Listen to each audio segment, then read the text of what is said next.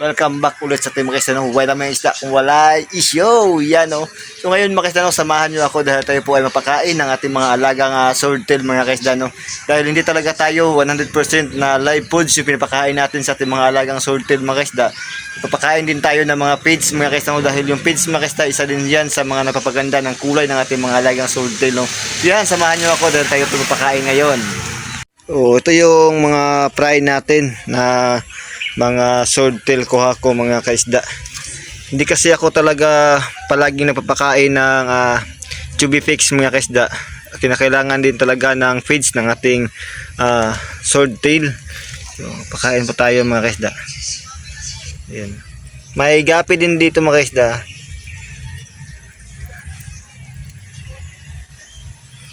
Pakain tayo ng tawag ito ng feeds mga kaisda. Yan, nakita nyo mga kaisda. Yun po. Ito yung pinapakain natin mga kaisda. Siyempre pakainin din natin dito yung ating balon na kuhako mga kaisda. Tanggalin lang muna natin. Ito yung ating glass belly din na kuha mga kaisda, no? Na glass belly po na gapi. Yan, ito yung platinum red dragon, tsaka ito yung ating balon na kuha ko mga kaisda. Siyempre pakainin natin gamit ang feeds mga kaisda.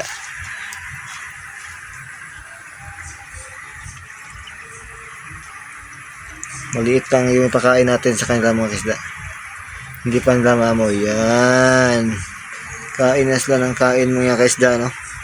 Maliit lang yung pinapakain natin mga kaisda. Siyempre dito din yung ating gapi.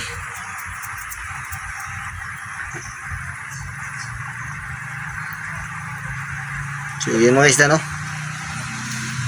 Ito yung kagandahan talaga din sa feeds mga kaisda, dahil yung kulay din ng ating mga alaga is ma-enhance din.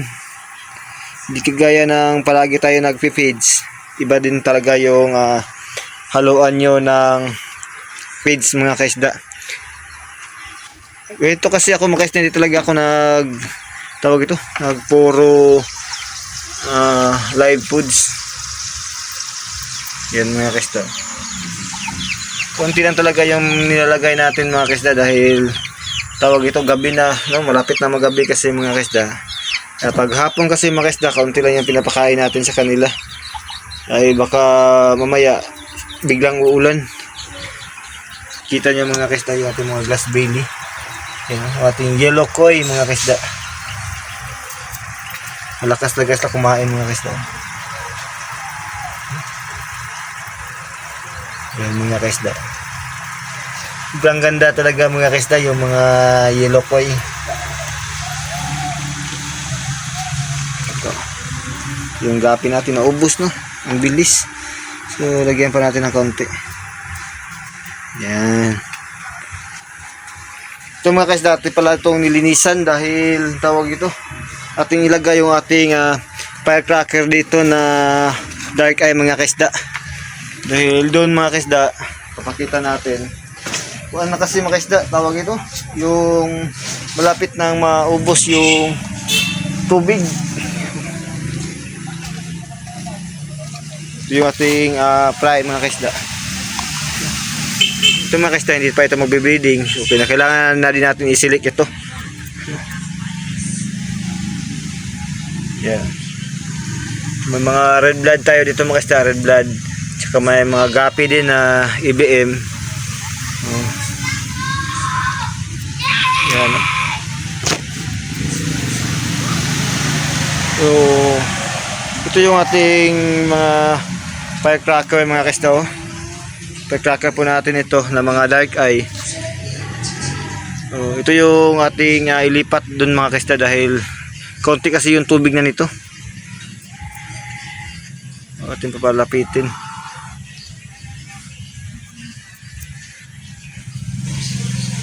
Medyo mailap lang talaga sa tao mga kaisda.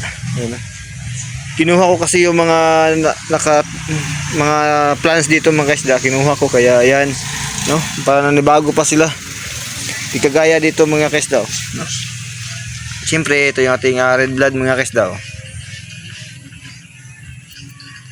Yan, oh.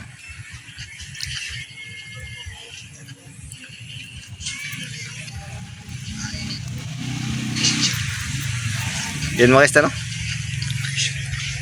Bilis la kumain talaga ng feeds. Siyempre dito din napapakainin din natin to.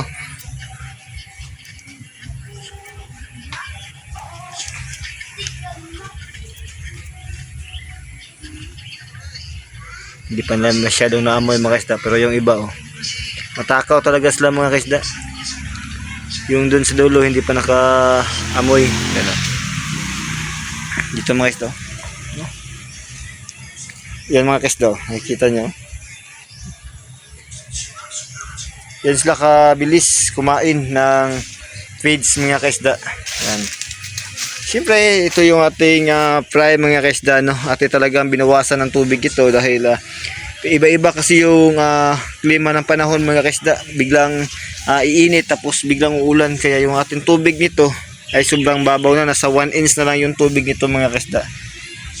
So ito yung mga tawag ito, mga pride din ng ating mga kuhako at saka mga red blood mga kaisda. Dito kasi natin pinanak, no? So lagyan din natin ng plants dyan mga kaisda. Siyempre ito yung ating swordtail na kuhako mga kaisda, di ba? So kaunti na lang yung breeder natin mga kaisda, kaya hindi tayo nag-re-release ng mga red blood, hindi, ng mga kuhako. Kaya yan, pakain tayo ng feeds.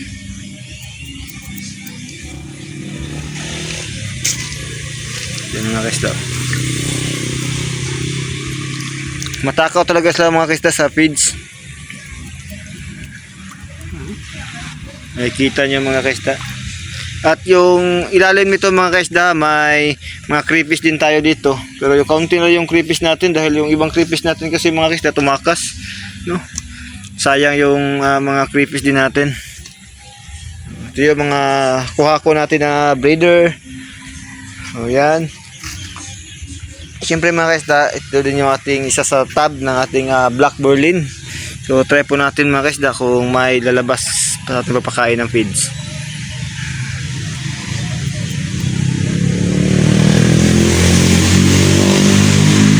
Try lang po natin mga kaisda, o yun. Pag once na may makakain ng isa, yun, maglabasan na yan sila.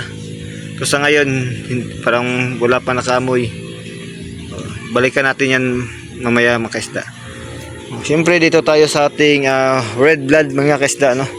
Red blood din ito. So kinakailangan na din natin itong i-repairin mga kaisda, i-repair.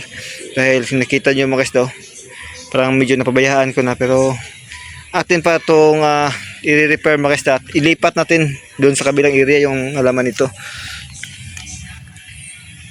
So try po natin mga kaisda. So yan. Page din, page. So malakas din kumain ng mga feeds yung ating mga red blood mga kaisda. Nandun pa yung iba. Mababaw na din kasi wala nang puno dito mga kaisda. Sobrang init na. Kaya kailangan na talagang ilipat ito. Dito mga kaisda, lagyan din natin ng pagkain dyan. Maliit lang ako napapakain mga kaisda. Maliit lang. Hindi ako napapakain na marami talaga. Ayan. Ito yung ating isa sa tab ng ating mga red blood mga kaisda. Siyempre dito din yung ating mga Platy Mickey o Mickey Mouse mga kaisda, no? Try natin lagyan. Yan, no? Yan yung mga Platy Mickey mga kaisda. Or nasanay tayong tinatawag nating Mickey Mouse. Siyempre dito mga kaisda, no? Ito din yung isa sa mga project natin na pinagsama natin yung mga isda dito mga kaisda, na mga swordtail. At siyempre kung ano yung kinalalabasan nila. So try po natin pakainin ng feeds mga kaisda. So, may mga gurame din tayo nilagay dito mga kaisda, no. So dito tayo nag-o-observe kung ano yung mga nilalabas dahil dito mga kaisda, kasi klase kasi dito may tawag ito, may mga platy, may mga firecracker, kaya syempre tingnan natin kung ano yung mga result ng mga anak nila. Kung hindi man maganda, it's okay, di ba? It's okay rin dahil project lang naman, at mas maganda talaga yung may mahuli tayo, or dahil tayo po ay nagpi-feeds din, no, para din lumabas din yung magandang kulay talaga ng ating mga swordtail. So kailangan din talaga natin ng feeds mga kaisda, no.